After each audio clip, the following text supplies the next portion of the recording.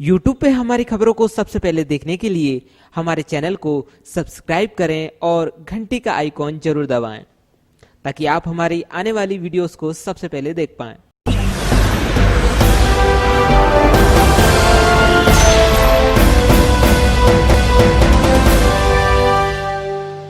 दर्शकों नमस्कार, आप देख रहे हैं सोनाली सिटी चैनल गुना। आज की खबरों के साथ मैं हूं आपके साथ कैलाश कुशवाहा। आज की प्रमुख खबरों पर नजर डालने से पहले एक नजर डालते हैं आज की सभी हेडलाइंस पर। जिला कलेक्टर एस विश्वनाथन द्वारा आज नवीन आदेश 1 जून को जारी किया गया है, जिसके अनुसार अब जिले में सुबह 5 बजे से रात को 9 बजे तक दुकानें खुलेंगी। इंदौर से कोरोना ड्यूटी करके लौटे डॉक्टर रितेश कौशल ने गुना में आज ड्यूटी की जॉन। अस्पताल में उनका फूल मालाओं से स्वागत किया गया।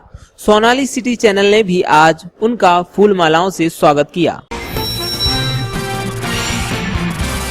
कांग्रेस के नेता पंकज पुनिया के विरोध मामला किया गया पंजीबद्ध। ट्विटर पर श्री राम भगवा संघ पर की थी आपत्तिजनक अभद्र पोस्ट। गुना में भी दर्ज कराई गई FIR।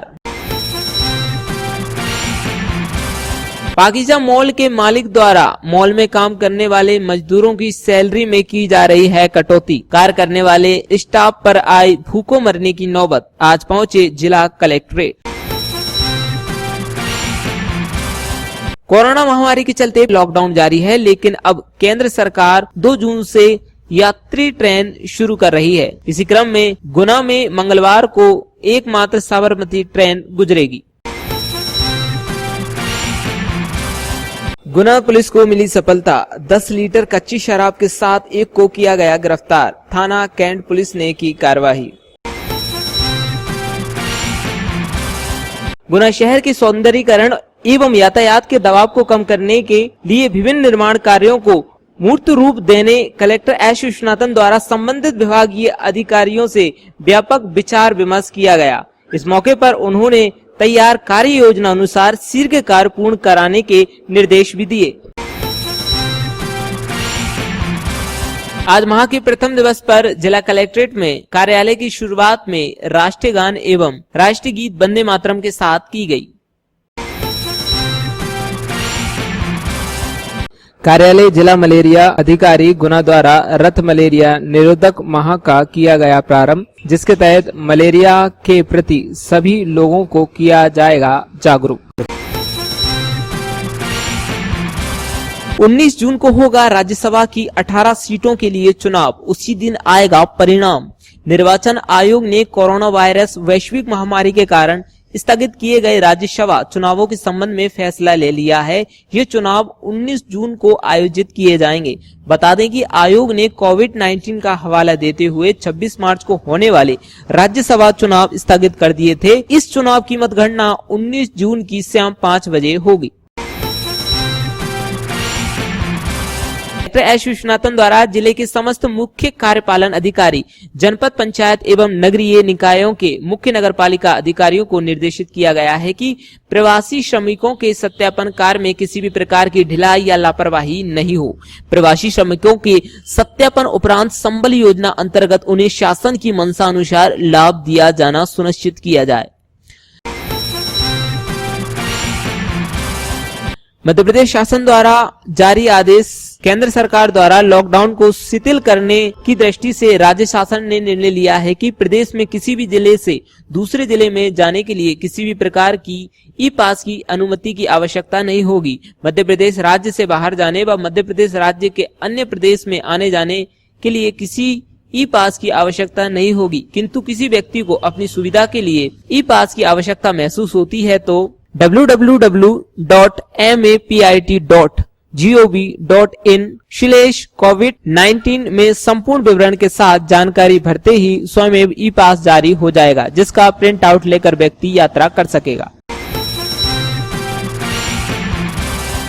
चाचौड़ा विधानसभा से 4 बार विधायक और पूर्व मंत्री स्वर्गीय श्री शिव नारायण मीना की प्रथम पुण्यतिथि पर कांग्रेस परिवार के शहर कांग्रेस अध्यक्ष प्रदीप सोनी के सानिध्य में सभी ने श्रद्धांजलि अर्पित की।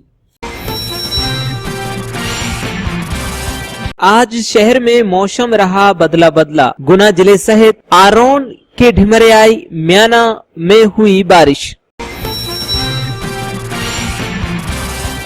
गुना शहर में अनुदान पर पात्र हितग्राहियों को प्रधानमंत्री आवास उपलब्ध। नगर पालिका परिषद गुना द्वारा प्रधानमंत्री आवास योजना अंतर्गत रिहायशी भवनों का निर्माण किया जा रहा है। ये पत्रकार कॉलोनी के पीछे मॉडल स्कूल के पास शासन द्वारा आवंटित 9 हेक्टेयर भूमि पर निर्मित किए जा रहे हैं। टाउन एंड कंट्री प्लानिंग द्वारा अनुमोदित तथा रेरा में पंजीकृत आवासीय कॉलोनी में कुल 1800 आवासों का निर्माण कार्य स्वीकृत है, जिसमें 120 MIG भवन, 336 LIG भवन एवं 72 EWS आवासों का कार्य प्रगति पर है। 19 जून को होगा राज्यसभा की 18 सीटों के लिए चुनाव। उसी दिन आएगा परिणाम। निर्वाचन आयोग ने कोरोना वायरस वैश्विक महामारी के कारण स्थगित किए गए राज्यसभा चुनावों के संबंध में फैसला ले लिया है। ये चुनाव 19 जून को आयोजित किए जाएंगे। बता दें कि आयोग ने कोविड-19 का हवाला देते हुए 26 मार्च को होने वाले राज्यसभा चुनाव स्थगित कर दिए थे। इस चुनाव की मतगणना 19 जून की शाम 5 बजे होगी। मध्य प्रदेश शासन द्वारा जारी आदेश। केंद्र सरकार द्वारा लॉकडाउन को शिथिल करने की दृष्टि से राज्य शासन ने निर्णय लिया है कि प्रदेश में किसी भी जिले से दूसरे जिले में जाने के लिए किसी भी प्रकार की ई पास की अनुमति की आवश्यकता नहीं होगी। मध्य प्रदेश राज्य से बाहर जाने व मध्य प्रदेश राज्य के अन्य प्रदेश में आने जाने के लिए किसी ई पास की आवश्यकता नहीं होगी, किंतु किसी व्यक्ति को अपनी सुविधा के लिए ई पास की आवश्यकता महसूस होती है तो www.mapit.gov.in/COVID-19 में संपूर्ण विवरण के साथ जानकारी भरते ही स्वयं ई पास जारी हो जाएगा, जिसका प्रिंट आउट लेकर व्यक्ति यात्रा कर सकेगा।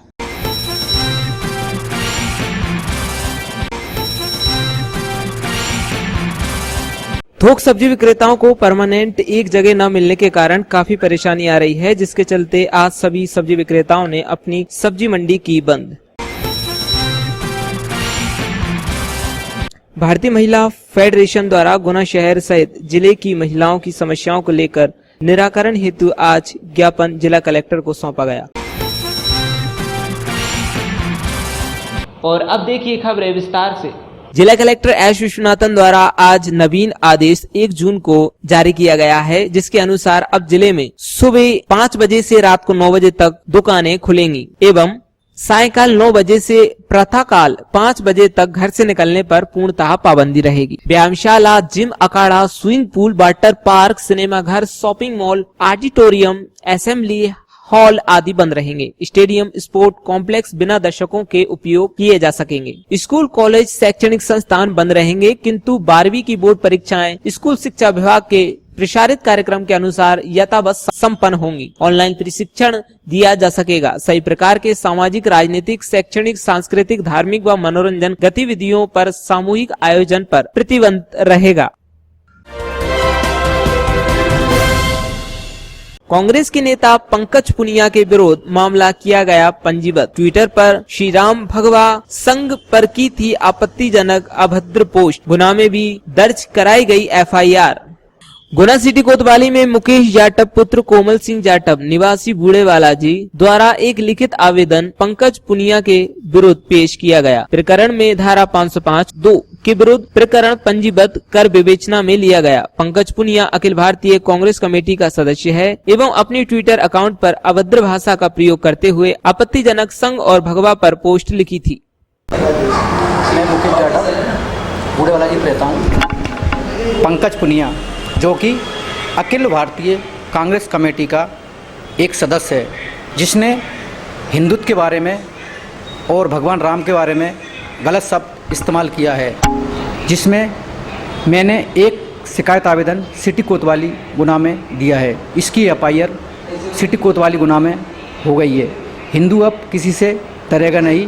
हिंदुत्व के विषय में कोई भी गलत शब्द बोलेगा उसके खिलाफ कानूनी कार्रवाई करवाई जाएगी। पाकिजा मॉल के मालिक द्वारा मॉल में काम करने वाले मजदूरों की सैलरी में की जा रही है कटौती। कार्य करने वाले स्टाफ पर आई भूखों मरने की नौबत। आज पहुंचे जिला कलेक्ट्रेट। शहर में पिछले 2 महीने से ज्यादा लॉकडाउन लगा हुआ है, जिसमें सभी की आर्थिक स्थिति बहुत खराब हो गई है।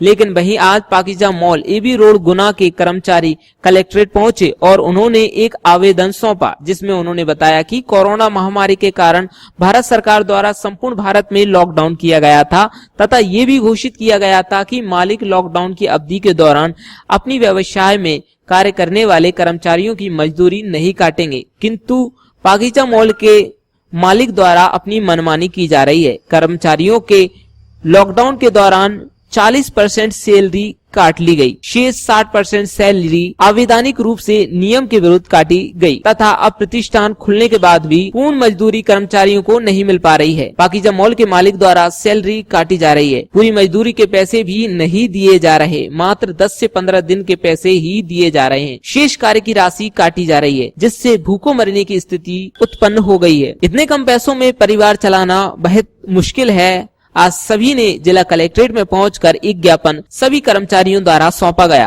और पाकिजा मॉल के मालिक को पैसे न काटने के लिए निर्देशित करने के लिए सभी कर्मचारियों द्वारा जिला कलेक्टर से गुहार लगाई गई। कुछ करना है 8 दिन वालों के लिए, इसमें 40 लोग 8 दिन में और 40 लोग 20 दिन में। तो आप बताइए आगे कैसे क्या होगा। हमने अपने स्टोर मैनेजर राजू जी से बात करी है। राजू जी का कहना है यही सैलरी अपनी ऊपर से गाइडलाइन के साथ हुई है, तो इसी सैलरी में आपको काम करना पड़ेगा। इसलिए हम कलेक्टर के पास आवेदन देने आए हैं। हमारा आवेदन हमने दिया है, हम पूरी टीम हमारे साथ है। अब आगे जो भी निर्णय होगा वो सबका होगा। 8 दिन किस किस को आना है और 20 दिन किस किस को आना है? सर इसका निर्णय अभी हमें नहीं दिया गया है। कई लोगों के पास पर्सनल कॉल आए हैं, जैसे इसमें 8 दिन वालों के भी कॉल आ गए, कई लोगों के पास 20 दिन में आए, जैसे मैडमों के पास कॉल आया ये 8 दिनों में आए। अगर आपको सभी को दिन ब दिन ऐसे बांट दिए जाए, 20 दिन आपको आना है, 20 दिन आपको आना है, इसमें कुछ आपको कुछ मिला है? तो हो ही नहीं सकता, 40 दिन का महीने ही नहीं हो सकता, नहीं 15 दिन ही आ सकता है आदमी। मेन चीज दिनों की बात नहीं, यहाँ पे तनख्वाह की बात है, क्योंकि तनख्वाह यदि 25% कटती है तो आदमी की तनख्वाह ही 5-6 हज़ार रुपये, 6 हज़ार रुपये तनख्वाह में यदि आदमी 25% कटवाता है तो उसकी सैलरी ही 3-4 हज़ार रुपये बच रही है। अब 3-4 हज़ार रुपये उसकी सैलरी बच रही है, उसके बाद यदि वो 20 दिन काम करता है तो आप सोचिए 2500 रुपये उसके हाथ में आएंगे। आपने शिफ्ट बाई शिफ्ट का बोला? हाँ बोला ना, अभी बात नहीं हो ही नहीं पा रही, सब चीजें बात हो गई है, सिर्फ स्टोर मैनेजर से बात हुई है। स्टोर मैनेजर का कहना है अभी तो सिर्फ सैलरी पे ही बात चल रही है, तो सैलरी पे तो अभी आदमी तैयार ही नहीं है उस सैलरी पे काम करने के लिए।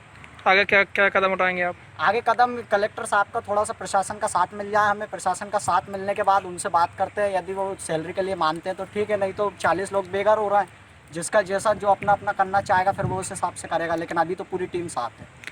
अभी आप ज्ञापन देने आए तो क्या आश्वासन मिला आपको? अभी आश्वासन अभी नहीं, कुछ नहीं मिला है। श्रम विभाग ने अभी हमें प्राप्ति दे दी गई है, कलेक्टर साहब से अभी हमारी बात नहीं हुई है, थोड़ी देर में कलेक्टर सर से बात होगी, उसके बाद देखते हैं क्या आश्वासन मिलता है। श्रम विभाग से आपने बात की? श्रम विभाग से मेरे मैडम गई थी, मैडम ने बात करी है मैडम से। जी सर, मैंने बात करी उनसे, तो उन्होंने ये बोला कि उनको ये रखना चाहिए कि 15 दिन आधे लोगों को बुलाना चाहिए और 15 दिन आधे लोगों को बुलाना चाहिए, ऐसा करने चाहिए उनको। लेकिन और सैलरी का उन्होंने हमसे कुछ नहीं बोला, बस ये बोला कि आप ये बोलते, हमने ये भी बोला उनसे, मेरे पास कॉल आया था महेश्वरी सर का रात को, तो उनने मेरे से ये बोला मैडम आपको 8 रोज़ बुलाया जाएगा महीने में, सोमवार और मंगलवार को, तो हफ्ते में आपको महीने में 8 दिन बुलाया जाएगा आपको। तो उसमें आपको, मैंने बोला सर मेरी सैलरी कितनी होगी, कि वो आपका 25% काट के जितना आप आओगे उसके हिसाब से सैलरी, तो मेरा सैलरी मैंने कि सैलरी के हिसाब से मेरा 1500-1600 बनेगा 8 दिन का, 1500 से ज़्यादा तो बनेगा नहीं। अब 1500 में मैं क्या बच्चों को पढ़ाऊंगी या बच्चों का खर्चा निकालूंगी, क्या करूं? ऐसी महिला मेरे साथ कांता भी है जिसके यहाँ रहने के लिए भी घर नहीं है, उसका पति भी नहीं है और बच्चों को पालने के लिए कुछ भी नहीं है। उसके पास भी ऐसा ही फ़ोन आया, उसको भी 8 रोज़ के लिए बुलाया सर।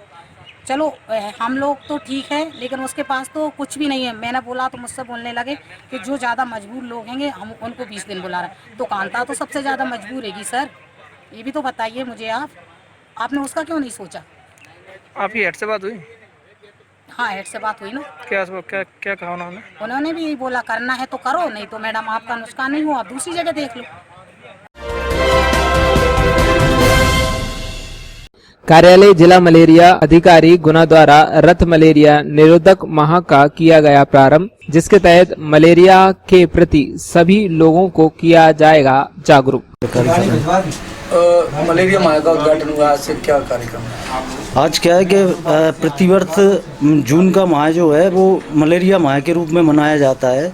इसमें क्या है कि विभिन्न जागरूकता कार्यक्रम करते हैं हम। इसके अलावा हमारी विभिन्न सर्वे टीमें इसमें काम करती हैं और हम एक जिला स्तर से हम एक रथ बनाकर सभी ब्लॉकों में भेजते हैं। वो 1 महीने लगातार सभी में गांवों में शहरी क्षेत्रों में भ्रमण करता है और भ्रमण करने के साथ ही वो जागरूकता का काम भी करता है। जैसे लोगों को मलेरिया के बारे में बताना, पैम्पलेट्स और पोस्टर्स इनका वितरण करना। इसके साथ ही उसमें जो टीम रहती है वो अगर कोई मौके पर कोई इस तरह का बीमार व्यक्ति मिलता है, बुखार से पीड़ित व्यक्ति मिलता है, तो उसकी स्लाइड बनाते हैं, उसका नाम और नंबर नोट करते हैं। अगर वो पॉजिटिव आता है मलेरिया के लिए तो उसको तत्काल फिर उसको वहाँ से दवा जिला स्तर से उसको दवाई उपलब्ध कराते हैं। संबंधित ब्लॉक उसकी दवाई उपलब्ध कराता है।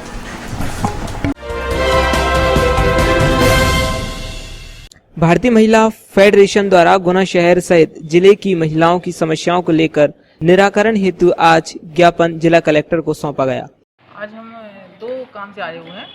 एक तो शोक दिवस, राष्ट्रीय शोक दिवस मना रहे हैं हम, क्योंकि जो जितने भी प्रवासी मजदूर जो बाहर से अपने घर लौटे हैं उनकी या तो रेल में मृत्यु हो गई है, या एक्सीडेंट से मृत्यु हो गई है, या भूख के कारण मृत्यु हो गई है, या एक्सीडेंट हो गया है। तो जितने भी मजदूरों की मृत्यु उन सबके लिए हम आज श्रद्धांजलि देते हैं, शोक दिवस मना रहे हैं। पूरा भारत भारत की महिला फेडरेशन की शोक दिवस मना रही है। दूसरा, हमारी स्थानीय महिलाएं हैं, लॉकडाउन के तहत इनकी मजदूरी भी छिन गई है, कोई काम नहीं है इनके पास और इनको लोग परेशान कर रहे हैं। जो मकान किराए से रहती हैं उनको मकान मालिक परेशान कर रहा है, किराया दीजिए, नहीं दोगी तो हम सामान फेंक देंगे। दूसरा, इनकी जो समूह में जो किस्त दी जाती है वो किस्त के लिए भी परेशान कर रहे हैं। वो कहाँ से लें, रोज़गार नहीं है, काम नहीं है, कहाँ से देंगे। और तीसरी बात है बिजली बिल, जबकि सरकार ने भी ये घोषणा की है कि बिजली बिल माफ़ किए जाएंगे, इनको समय दिया जाएगा, लेकिन वो उनको बार बार अनाउंस किया जा रहा है कि बिजली बिल जमा करिए, बिजली बिल जमा करिए। तो कहाँ से करें। और अभी जो अप्रैल में आए हैं बिल बहुत ज़्यादा आए हैं और हम उनको कैसे मैनेज करेंगे। हम यही मांग करते हैं। अभी 2 महीने से तो इनका इसके अलावा शासन ने जितनी भी जो भी राहत देने के लिए जो घोषणाएं की गई हैं वो उनका क्रियान्वयन स्थानीय स्तर पर नहीं किया जा रहा है।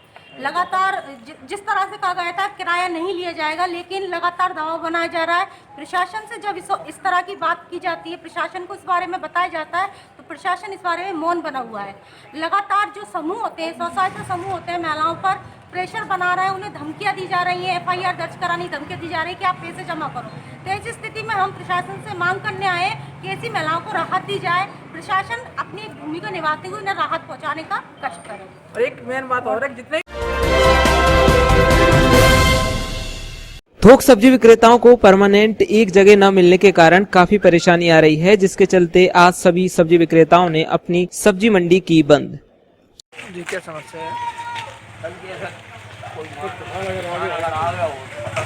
हमारी समस्या है, सबसे पहली तो हमारे लिए स्थायी जगह दी जाए। दूसरी जो है, हमको इधर से पहले धनिया मंडी में लॉकडाउन लगा था तो धनिया मंडी जगह दे दी थी। धनिया मंडी से हमको दशहरा मैदान कर दिया, तो हमारे बिजनेस में जो माल लाने ले जाने में जो भाड़ा लगता है, जितना हमको मजदूरी नहीं मिलती उससे ज़्यादा खर्चा जाता है। तो हम अपना कारोबार स्वेच्छा से बंद कर रहे हैं।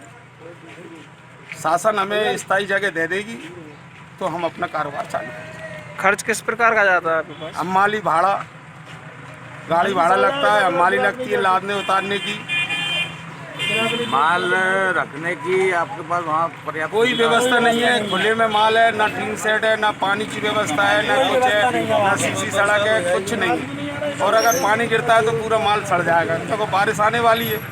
दशहरा मैदान में आधे इंची भूल जम जाती है। सारी सब्जी में क्या है, किसी को बेचेंगे तो बीमारी फैलेगी, किसी को माल बेचेंगे तो बीमारी फैलेगी, लोग बीमार होंगे। वैसे कोरोना से तो निपट नहीं पा रहे। जो सब्जियां आती हैं, फल फ्रूट आते हैं, वहाँ धूल उड़ती है, तो कम से कम 2-2 इंच सब्जियों पे धूल जम जाती है। यही सब्जियां पूरे शहर वाले खाते हैं, हो सकता है बीमारी फैल जाए। इसलिए हम चाहते हैं कि हमें जब तक स्थायी जगह नहीं दी जाए, जब तक हम अपना स्वेच्छा से कारोबार बंद रखें।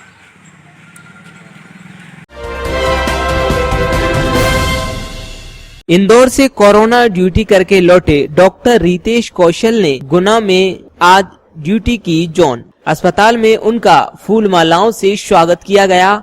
सोनाली सिटी चैनल ने भी आज उनका फूल मालाओं से स्वागत किया। आइए दिखाते हैं। दर्शकों नमस्कार। आज हमारे साथ एक कोरोना फाइटर हैं जिन्होंने गुना से इंदौर जाकर कोरोना के इस टाइम में अपनी सेवा दी है, डॉक्टर रितेश कासल साहब। डॉक्टर साहब आपका स्वागत है। और अब मैं चाहूँगा कि हमारी टीम के सदस्य भी उनका स्वागत करें। डब्बू भाई यहाँ हैं, उनका स्वागत करें क्योंकि उन्होंने बहुत गुना का नाम रोशन किया है इंदौर जाके। संजय भाई यहाँ हैं और स्वागत करें। फूलों से भी उनका स्वागत किया जाए क्योंकि डॉक्टर साहब ने बड़ा काम किया है गुना के लिए। डॉक्टर साहब, कैसा जब आपको पहली बार इंदौर जाने का पता लगा कि आपको कोरोना में ड्यूटी करने जाना है तो कैसा लगा आपको? शुरू में तो मेरे को बहुत घबराहट हुई क्योंकि मैं खुद भी डायबिटिक और हाइपरटेंशन हूँ, तो मुझसे ज़्यादा मेरा परिवार चिंतित था। मैं तो एक बार मन मना चुका था, बट फिर भी मेरे परिवार की हिम्मत के कारण मैं वहाँ गया। और वहाँ जाने के बाद मुझे अच्छा लगा कि काम करने को मिला, डिफरेंट तरीके का एक्सपीरियंस मिला, डिफरेंट तरीके के लोग मिले और कोरोना को मैंने बहुत नज़दीकी से देखा। इंदौर तो बहुत हॉट स्पॉट है, मध्य प्रदेश का सबसे ज़्यादा कोरोना पॉजिटिव वहीं आ रहे हैं। तो वहाँ शुरुआती दिनों में क्या एक्सपीरियंस था? बहुत भीड़ आ रही थी? भीड़ तो नहीं थी, कोरोना कर्फ्यू के रूप में सब इंदौर तो पूरा बंद था, बट जो कंटेनमेंट एरिया थे वहाँ हम लोगों ने जगह जगह सर्वे किया। जैसे पहले मैं 32 दिन रह के आया। पहले 6 दिन मैंने आईसीयू में ड्यूटी की सिनर्जी में, जहाँ नॉन पेशेंट थे। बीच में मैंने फिर 3 दिन स्क्रीनिंग करी, जितने भी थाने थे सब। एक डेथ हुई थी ना, जो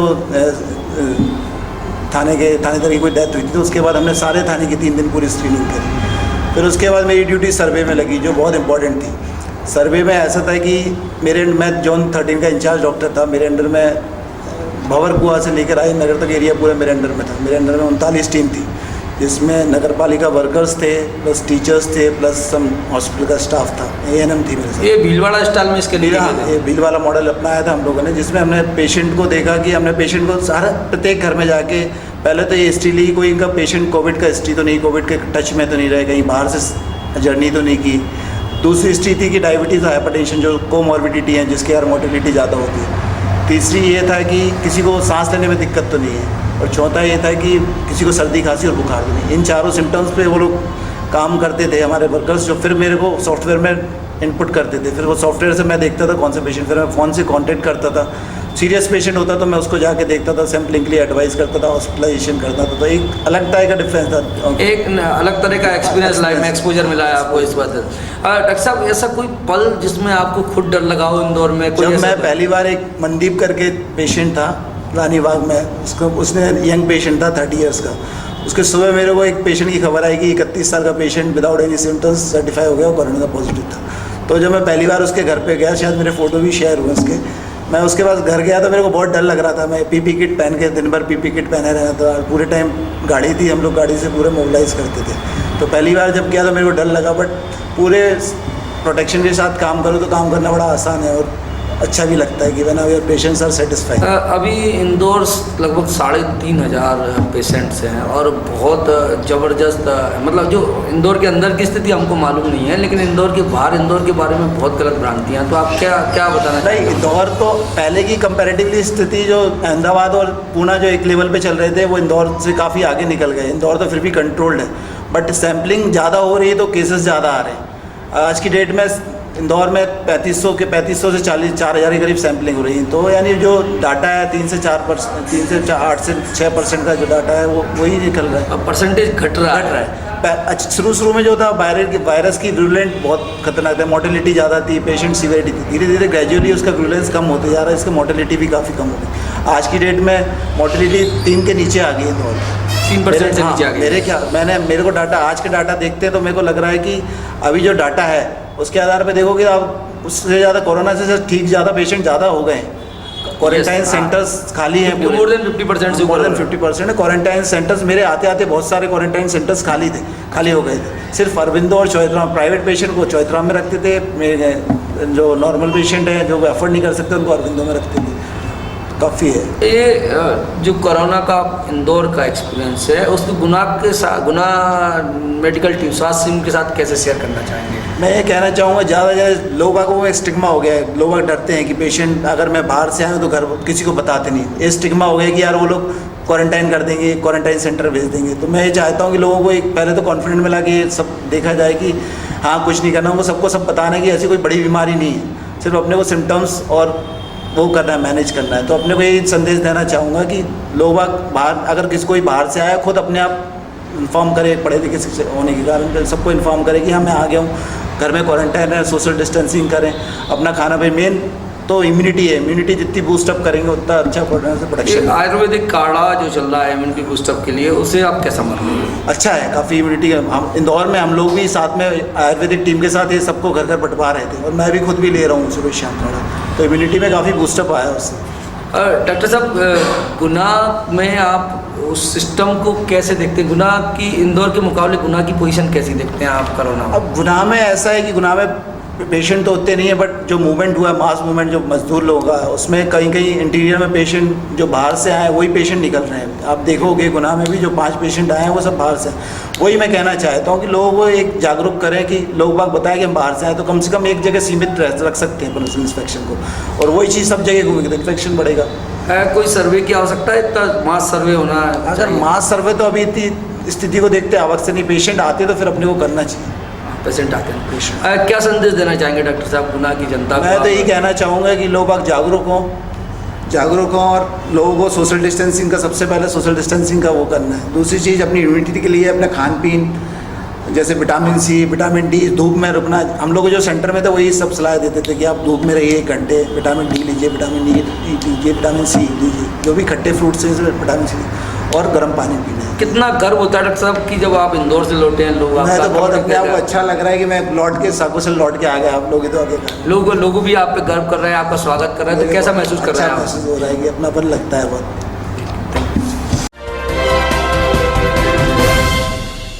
दशहरे के अवसर पर अनिला गुप्ता द्वारा बनाया गया भजन आइए आपको सुनवाते हैं। संकट हरने वाली माँ, कोरोना को भगाने आ जाओ, सब संकट हरने वाली माँ, कोरोना को भगाने आ जाओ, कोरोना को भगाने आ जाओ, कोरोना को भगाने आ जाओ, सब संकट हरने वाली माँ, सारे जग को बचाने आ जाओ, सब संकट हरने वाली माँ, सारे जग को बचाने आ जाओ। तूने हाथों में खप्पर धारे माँ, तूने चंड मुंड संघारे माँ, कोरोना की इस महामारी का संहार करने आ जाओ, सब संकट हरने वाली माँ, सारे जग को बचाने आ जाओ। तूने आदि शक्ति का रूप लिया, महिषासुर का तूने वध किया, इस कोविड-19 वायरस का वध करने मैया आ जाओ, सब संकट हरने वाली माँ, सारे जग को बचाने आ जाओ।